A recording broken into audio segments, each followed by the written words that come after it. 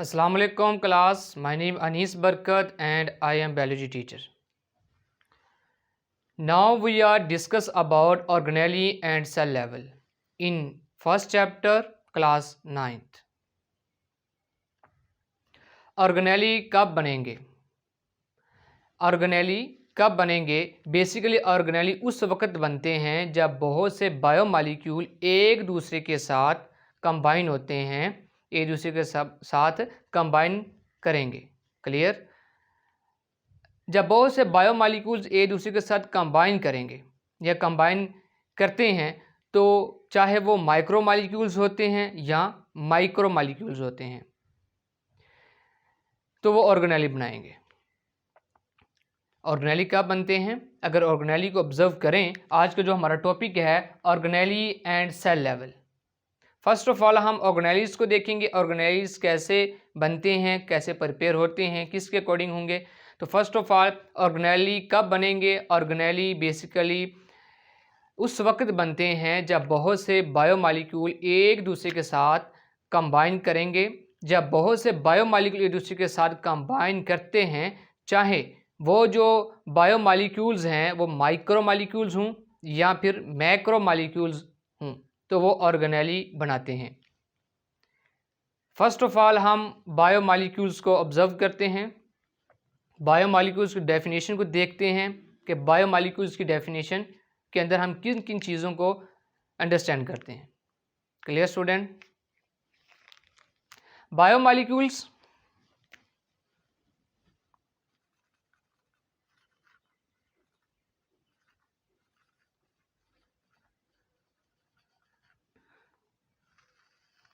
Biomolecules. Basically, biomolecule is a chemical compound. Biomolecules is a chemical compound found in living organism. अगर हम देखें तो biomolecules क्या है? Biomolecules it is a chemical compound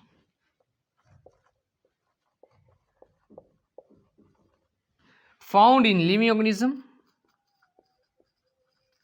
found in living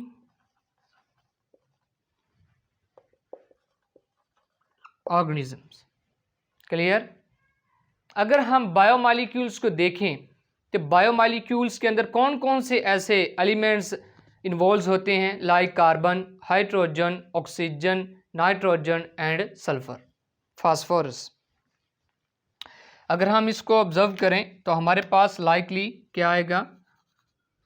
carbon,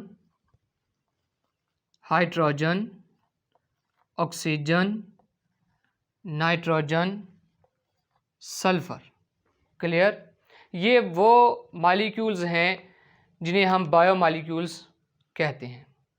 clear? Biomolecules is the building block of life. Biomolecules is a building block of life. Next हमारा points क्या बनेगा?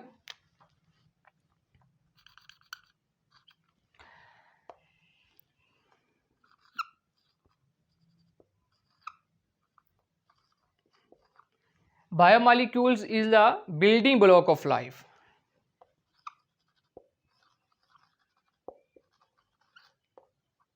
Building block,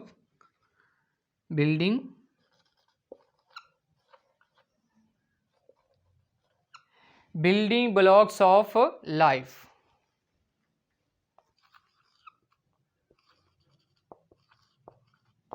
clear? अब अगर ये building blocks हैं life के, ज़िंदगी के, तो बेसिकली ये फिर एक इम्पॉर्टेंट फंक्शन भी परफॉर्म करेंगे और उन फंक्शंस को जब परफॉर्म करेंगे तो वो फंक्शन बेसिकली एक लिविंग ऑर्गेनिज्म में परफॉर्मिंग होगा। उसे हम कहेंगे ये क्या है? कि बायोमॉलिक्यूल्स है, जिसे हम बायो एलिमेंट्स भी कह सकते हैं। क्लियर? तो हम लिखेंगे it is a building blocks of life and performing important functions in living organism, and it is a building blocks of life and performing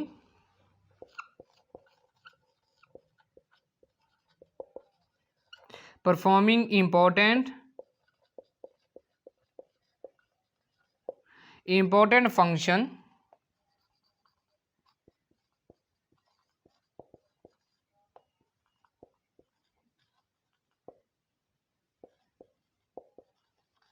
in living organism।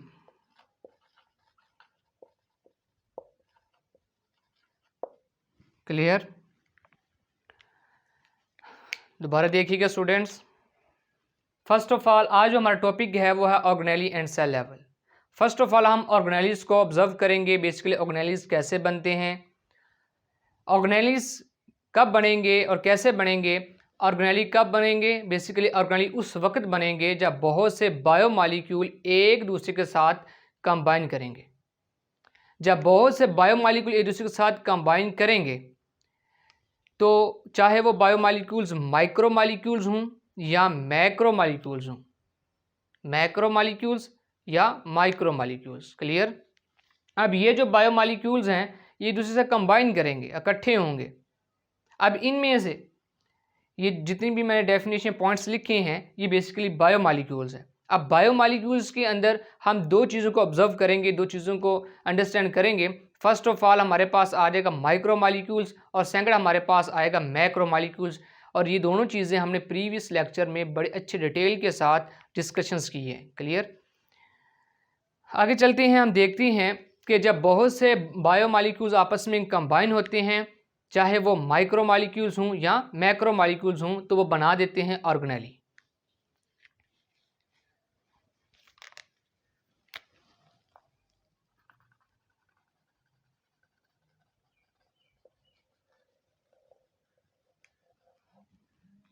First of all हमारे पास ये जो biomolecules हैं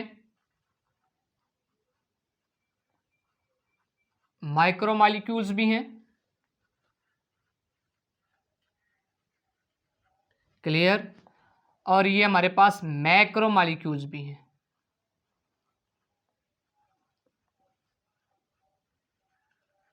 clear? माइक्रोमॉलिक्यूल्स को देखें, observe करें तो माइक्रोमॉलिक्यूल्स ऐसे molecule जिनका मॉलिक्यूलर वेट स्मॉल होता है, कम होता है, उसको हम कहते हैं माइक्रोमॉलिक्यूल्स। मैक्रोमॉलिक्यूल्स ऐसे मॉलिक्यूल जिनका मॉलिक्यूलर वेट लार्जर हो, बड़ा हो, और उसको हम कहेंगे ये मैक्रोमॉलिक्यूल्स हैं। क्लियर? अब ऑर्गेनेली क्या करते हैं? जब ऑर्गेनेली बनेंगे तो ऑर्गेनेली क्या करते हैं? ऑर्गेनेली आपस में मिलकर बनाते हैं सेल। क्लियर? ऑर्गेनेली क्या बनाते हैं? सेल बनाते हैं। ऑर्गेनेली डिवीज़न ऑफ लेबर का काम करते हैं। अगर हम ऑर्गेनेली की वर्किंग परफॉर्मिंग की बात डिस्कस करें तो ऑर्गेनेली डिवीज़न ऑफ लेबर का काम करते हैं, यानी अपना जो वर्क है वो डिवाइड किया होता है।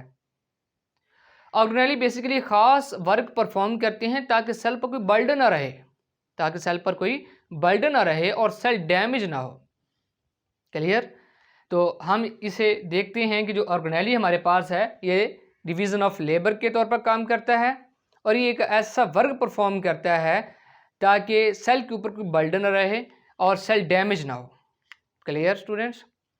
जी, फर्दर आगे बढ़ते हैं, आगे मूव करते हैं। ऑर्गेनेली की भी आगे कुछ टाइप्स को डिस्कस करते हैं। जैसा कि ऑर्गेनेलीज देखा जाए तो माइटोकॉन्ड्रिया है हमारे पास ऑर्गेनेली, राइबोसोम है, गोल्जी ऑपरेटर्स, ये जिसे हम गोल्जी कॉम्प्लेक्स भी कहते हैं। अगर हम ऑर्गेनेली की टाइप्स को देखें, टाइप्स को ऑब्जर्व करें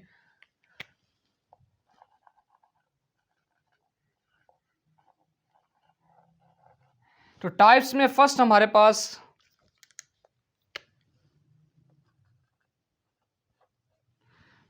पास माइटोकॉन्ड्रिया है।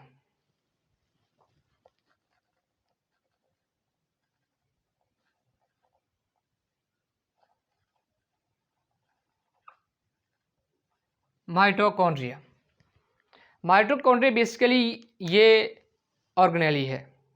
माइटोकॉन्ड्रिया क्या है? ये बेसिकली ये एक ऑर्गेनेली है। अगर हम माइटोकॉन्ड्रिया की बात करें तो ये सेल के अंदर सेलुलर रिस्पिरेशन का काम करते हैं। क्या करते हैं? सेल के अंदर सेलुलर रिस्पिरेशन का काम या वर्क परफॉर्म करते हैं। माइटोकॉन्ड्रिया क्या करता है? इसे हम पावर हाउस ऑफ सेल भी कहते हैं, power house of power house of cell. Clear.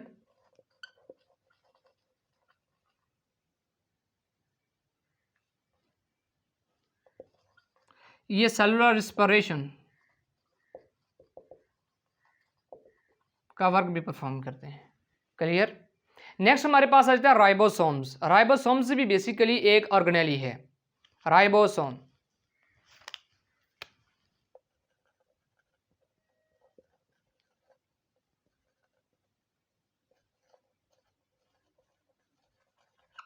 Ribosomes. Clear. Ribosomes भी बेसिकली एक ऑर्गेनेली है। ये बेसिकली सेल के अंदर प्रोटीन बनाना होता है इसका काम। इसका जो वर्क होता है ये सेल के अंदर प्रोटीन बनाती है। क्लियर। तो राइबोसोम हम क्या लिखेंगे, प्रोटीन सिंथेसिस या make the protein in the cell. Protein synthesis, ये प्रोटीन बनाती है। बेसिकली ये भी क्या है, ऑर्गेनेली है। ठीक है। क्लियर। तो ऑर्गेनेली जो हमारे पास है और ये मेरे पास प्रोटीन सिंथेसिस क्या बनाती है, प्रोटीन सिंथेसिस यानी प्रोटीन बनाती है। Clear student. नेक्स्ट हमारे पास अगर आगे बढ़े तो हमारे पास एक और ऑर्गेनेली है जिसको हम डिस्कस करेंगे, गोल्जी कॉम्प्लेक्स या Golgi apparatus.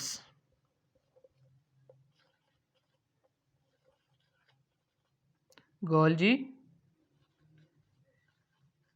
Complex, Golgi complex है, गोल्जी, इसको गोल्जी ऑपरेटस भी कहते हैं। गोल्जी कॉम्प्लेक्स का जो काम है बेसिकली ये क्या करता है, पार्टिकल को सक्रीट करता है, यानी सेल से बाहर, और इनका जो मैन्युफैक्चरिंग का भी काम होता है। लाइक अगर हम इसको हम कॉम्प्लेक्स कंपाउंड भी बनाते हैं। क्लियर। सक्रीटिंग का काम करता है और क्या बनाता है, कॉम्प्लेक्स कंपाउंड बनाता है। गोल्जी कॉम्प्लेक्स को देखें तो ये फर्स्ट ऑफ ऑल हमारे पास क्या करता है, मेक द कंपाउंड यानी complex compound, complex compounds. Clear. और हमारे पास सेक्रेटिंग करेगा, secreting in and out in the cell, cell के अंदर और बाहर सेक्रेशन या सेक्रेटिंग का भी काम करेगा। क्लियर। बेसिकली ये कुछ ऑर्गेनेलीज हमने डिस्कस की हैं। First of all mitochondria, ribosomes और गोल्जी ऑपरेटस, और इनके फंक्शंस को भी हमने डिस्कस किया है।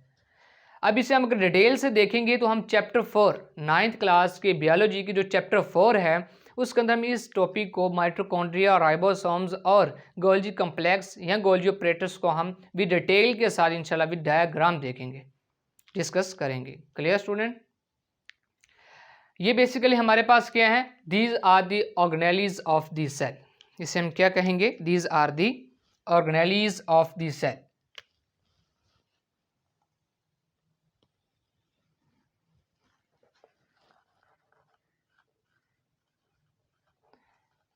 These are the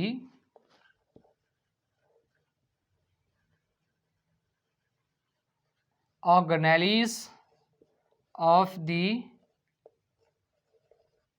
cell. Clear? These are the organelles of the cell. For example अगर हम इसकी एग्जाम्पल को डिस्कस करें, अगर ग्लूकोज को लिपिड के साथ मिलाया जाए तो वो ग्लाइकोलिपिड बनेगा। क्लियर। ये काम गोल्जी ऑपरेटर्स परफॉर्म करता है। अगर हम ग्लूकोज को लिपिड के साथ मिला दें तो ये बना देगा ग्लाइकोलिपिड, और ये काम क्या करता है, ये काम गोल्जी ऑपरेटर्स परफॉर्म करता है। Students, so because these are organelles of the cell, it's called organelles and cell level. So because these are organelles of the cell, these are organelles of the cell, these are organelles of the cell, it's called organelles and cell level. Clear student? Student, I hope that you are understanding this topic. इंशाल्लाह next class में मिलते हैं, तब तक के लिए अल्लाह हाफिज़।